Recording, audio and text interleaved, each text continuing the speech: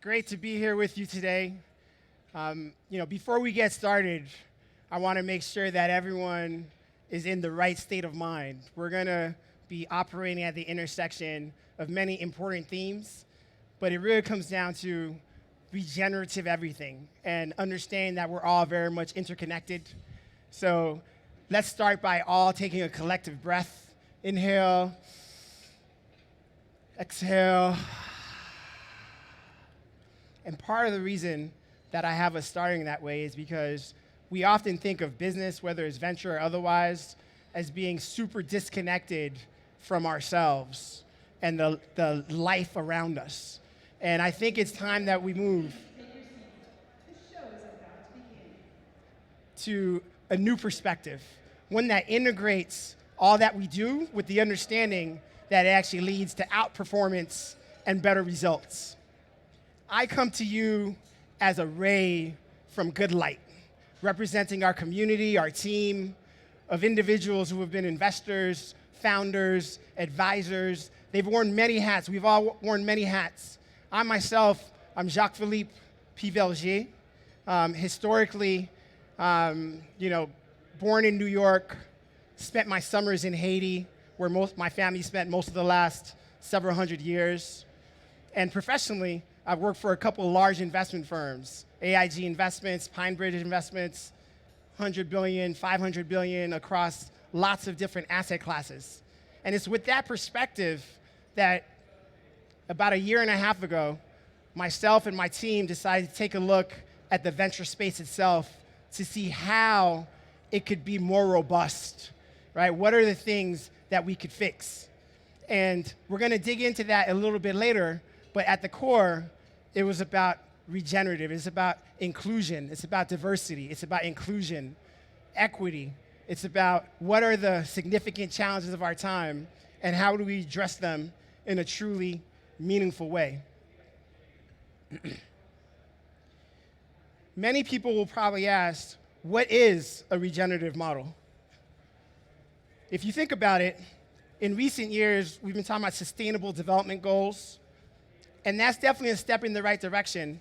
But really all that does is it keeps us in the status quo, right? What we've been doing, we're sustaining it. And at least that's better than what we've done for the last 100 years since the Industrial Revolution. But where we need to go is a place of regenerative progress, right? If you think about the resources that we've been granted over the years, in our collective humanity, we've been depleting them very quickly.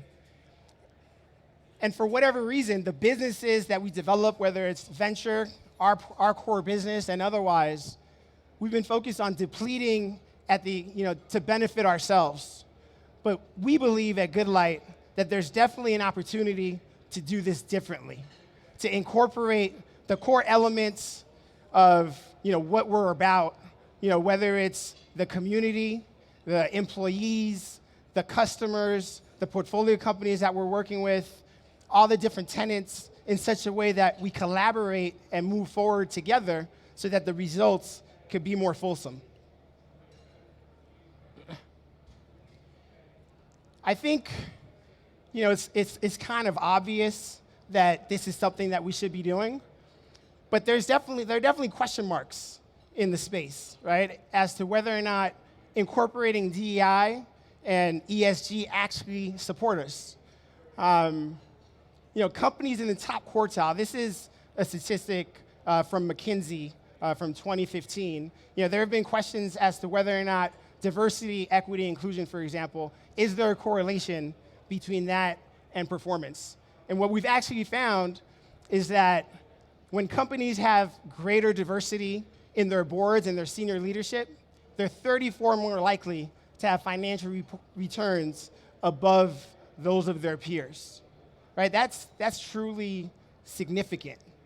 Similarly, with gender equity, women co-founders tend to outperform companies owned by solely men by a factor of about 63%, according to First Round Capital. And there was also a report by BCG not too long ago that looked at what happens with every dollar that we spend, that we provide to various co-founders. For co-founders that are women all women or partially women, they tend to return something in the order of 78 cents for every dollar that's invested. For men, it's less than half of that, right? It's a factor of 2.5x, right? So there's a lot of data that supports that it's important that we really dig in and bring more people into the fold. The kinds of challenges that we're looking to deal with no longer allow us to be myopic and only use what I consider to be a fraction of our collective minds, right? We need all the good ideas to be in the fold so that we can come up with amazing solutions that help us meet the challenges of today. When I have very little time to talk about what we're doing at Good Light, I often describe it as creating the future of venture capital. Why do I say that? I say that because, it's important to take stock. Over the last 50 plus years, venture capital has been critical at helping to create very important businesses and companies the world over that have, allowed us to progress, significantly, right? But the challenges that we're currently facing need more. And also, when you look at the actual models themselves, they tend to be very centered around a few individuals, the partners, the teams, in that they're focused, they themselves source everything, they evaluate everything, they support the portfolio companies. So if you think back to what I said at the beginning, I started my career at some very large platforms across all asset classes, private equity, hedge, real estate, you name it. And they tend to be quite large, but venture just doesn't scale in the same way. And if you think about the challenges that we really need to address, they're massive. And most venture funds will just not be able to address the challenges with the prevailing model.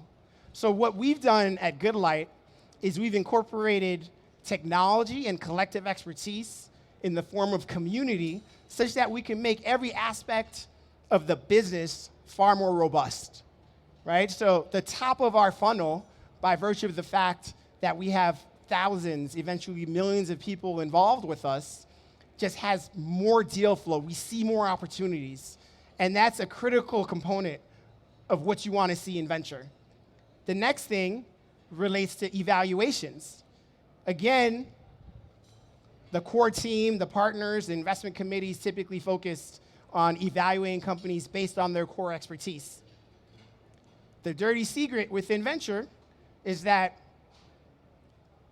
75% or so of venture funds, 75% or so of venture funds actually do not outperform, they do not do very well. I got the 1 minute mark, although that didn't feel like 10 minutes. But